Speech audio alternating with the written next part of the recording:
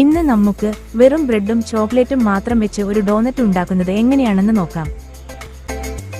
ആദ്യമായി ബ്രെഡിന്റെ 4 മുരിഞ്ഞ ഭാഗങ്ങളും ഇതുപോലെ മുറിച്ച് മാറ്റിയെടുക്കാം.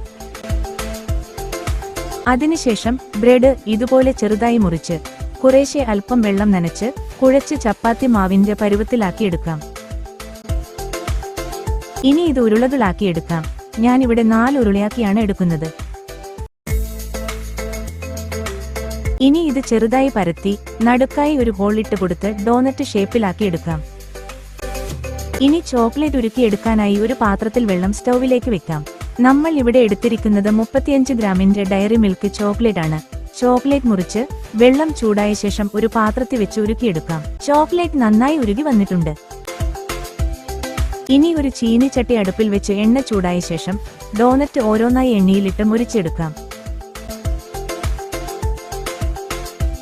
ഇനി അടുത്ത സൈഡിലേക്ക് കൂടി മറിച്ചിട്ട് കൊടുത്ത് മുറിച്ചെടുക്കാം. ഇനി ഇങ്ങനെ തന്നെ അടുത്ത 2 എണ്ണം കൂടി ചെയ്തെടുക്കാം. ഇനി ഇതുപോലെ ഡോനറ്റ് ഒരു സൈഡ് ചോക്ലേറ്റിൽ മുക്കിയെടുക്കാം.